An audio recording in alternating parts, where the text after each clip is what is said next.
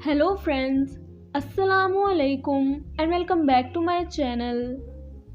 दोस्तों, खुदा ने हर इंसान को हाथ पांव जैसी नेमत से नवाजा है ताकि वो आराम से चल फिर कर बासानी अपने सारे काम सर अंजाम दे पाए।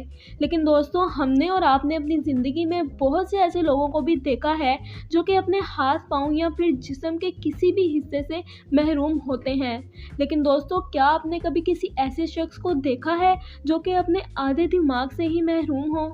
दोस्तों, सुनने में ये बात बहुत ही ज़्यादा अजीब है, लेकिन ये बिल्कुल सच है। और आज की वीडियो में मैं आपको एक ऐसे शख्स के बारे में बताऊंगी जिसके जिस्म में सिर्फ आधा ही दिमाग मौजूद है। दोस्तों, एक इंसानी जिस्म में दिमाग एक ऐसा सेंसिटिव ऑर्गन है जिस पर हल्की सी भी चोट इंसान की जान भी ले सकती है। दिमाग पर चोट लगने से इंसान पागल भी हो सकता है या फिर मर भी सकता है। दोस्तों, कुछ ऐसा ही खतरनाक हादसा फ्लोरिडा के शहर मियामी में रहने वाले एक शख्स कार्लोस रोड्रिगेज के साथ हुआ। दोस्तों, ये हादसा इतना बुरा था कि कार्लोस की जान तो किसी न किसी तरह बचा ली गई, लेकिन इस हादसे में उन्होंने अपना आधा दिमाग खो दिया। दोस्तों, दरअसल कार्लोस को बचपन से ही ड्रग्स लेने की बुरी आदत थी और सिर्फ इतना ही नहीं बल्कि वो कम उम्र में ही बुरे कामों में मुलविस हो चुके थे। और ये हादसा भी तब पेश आया जब वो महज 14 साल का था। उस दिन वो अपने कुछ दोस्तों के साथ एक चोरी की हुई कार में कहीं जा रहा था।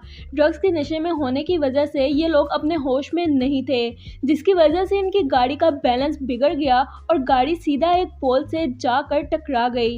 ये एक्सीडेंट इतना बुरा था कि कार्लोस गाड़ी से बाहर निकलकर पोल से जाकर टकरा गया और इतना बुरा टकराया कि उसके सर की हड्डियां टूट गईं। और इस हादसे में कार्लोस को इतनी बुरी चोटें आई थीं कि डॉक्टर्स को कार्लोस का आधा दिमाग काटना पड़ा था, क्योंकि उनके पास उसे बचाने के लिए कोई और रास्ता मौजूद नहीं था। लेकिन दोस्तों, डॉक्टर्स ये बात नहीं जानते थे कि एक इंसान के जिस्म से आधा दिमाग निकालने के बाद वो जिंदा रह भी पाएगा या नहीं। लेकिन फिर भी कार्लोस की जान बचाने के लिए उन्हें ऐसा करना ही पड़ा। ये सर्जरी एक पूरी मेडिकल टीम के लिए बहुत बड़ा चैलेंज थी और कार्लोस के जिंदा रहने की उम्मीद तो ना के बराबर थी, क्योंकि आज तक ऐसा केस डॉक्टर्स ने अपनी ज़िंदगी में कभी भी नहीं देखा था।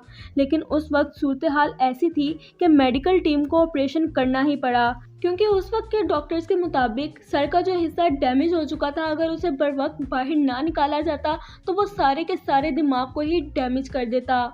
और फिर आखिरकार ये सर्जरी कामयाब रही और कार्लोस की जान भी बच गई। ये केस किसी मौजे से कम नहीं था, क्योंकि कार्लोस मौत के मुंह में जाकर जिंदा वापस आ गया था। लेकिन इस सर्जरी का एक नुकसान ज़रूर हुआ, और वो ये कि सर्जरी के बाद कार्लोस के सर की बनावट पहले से बहुत ज़्यादा बदल चुकी थी। इसलिए जब लोगों ने उसे पहली बार देखा तो वो उसे देखकर डरने लगे। और फिर जब सोशल मीडिया पर इसकी फ़ोटोज़ वायरल हुई तो ये भी कहा गया कि इन्होंने अपनी ये फ़ोटोज़ एडिट की हुई हैं, और ऐसे ही बहुत सी अफवाहें भी फैलाई गईं।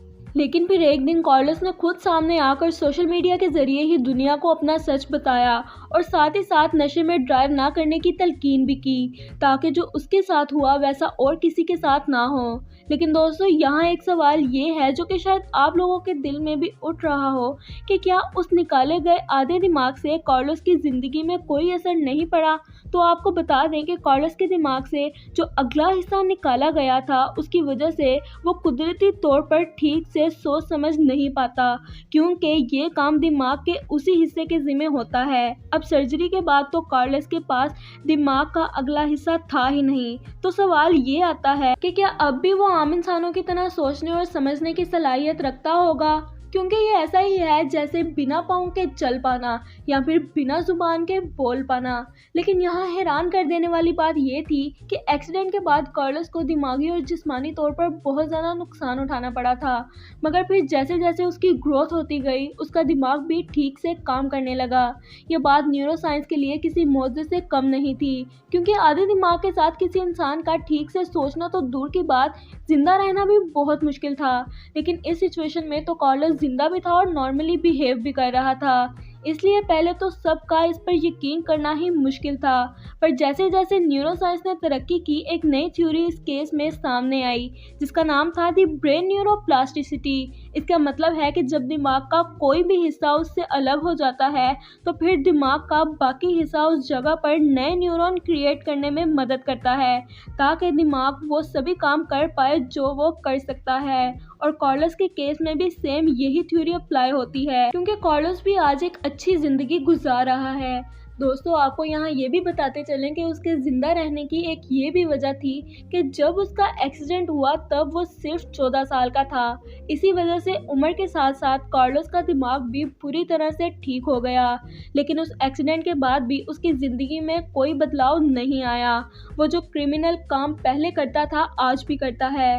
लेकिन दोस्तों, कार्लोस का ये केस पूरी मेडिकल साइंस के लिए एक बहुत ही बड़ी अचीवमेंट थी। दोस्तों, आपको इस हैरान कुन किस्से के बारे में क्या कहना है, कमेंट बॉक्स में ज़रूर बताएं। तो दोस्तों, ये थी मेरी आज की वीडियो। अगर आपको मेरी आज की ये वीडियो पसंद आई हो तो मेरी वीडियो को लाइक करें, मेरे चैनल को सब्सक्राइब करें। मिलते हैं आपसे अगली वीडियो में, तब तक के लिए अल्लाह हाफिज़।